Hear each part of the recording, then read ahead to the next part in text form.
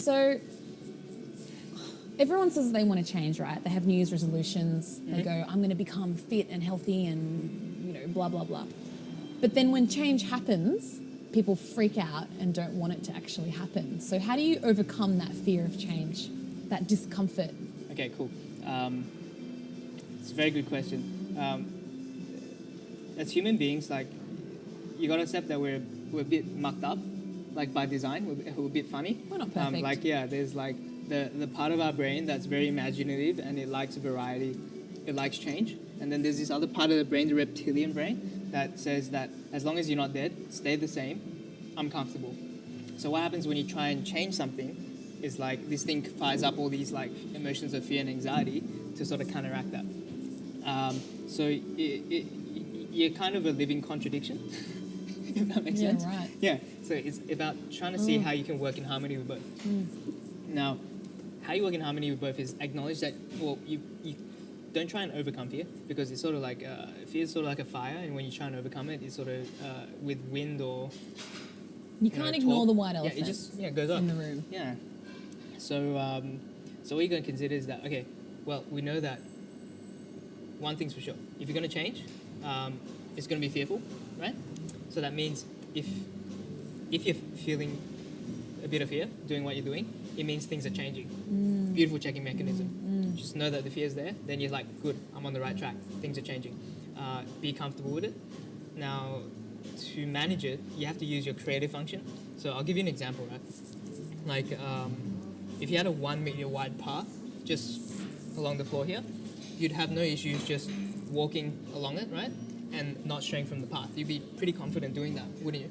Yeah. Okay, but let's change that. Let's take a 1 meter plank, really steady, right? We'll put it at the top of a 30-meter skyscraper on a windless day, and you got to walk across. It's the same concept, but the context has changed, and you're fearful. Why? Because you can't really imagine yourself doing it. Like, you've never seen that happen before.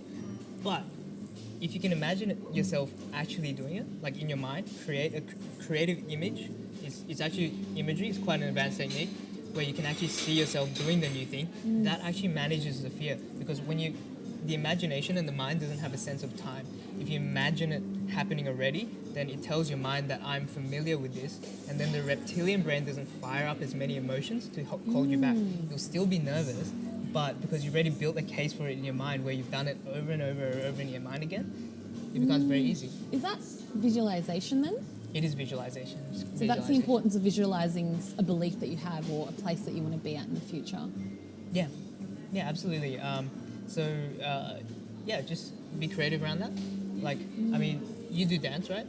When you're learning a new move, like when they copy off an instructor, don't you? You look at the way an instructor does it, and then you sort of start to picture how you might do it, and then you'll notice that when dancers do that, certain body movements, if there's twitch and stuff, they're not actually dancing, but then by imagining it, their body is actually starting to feel what it might be like. And then what happens more often than not when you actually try and do it, it's not that bad, right?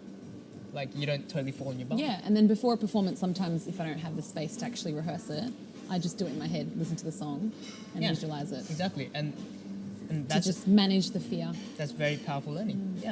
I mean, the other thing that's important, so you don't know, Caroline's done something very brave that I've never done before, which is she's danced in front of hundreds of people. She's danced in front of audiences, like, woohoo! Yeah, she's danced in front of audiences.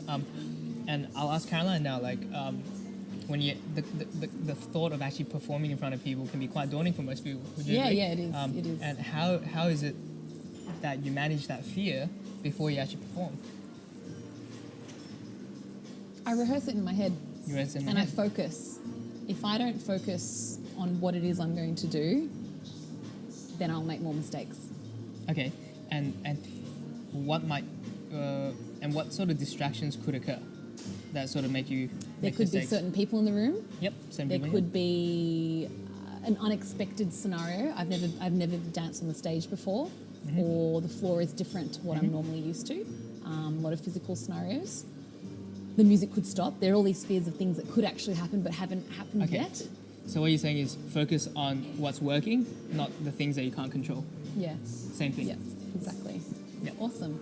Thanks. Great takeaway. Cheers.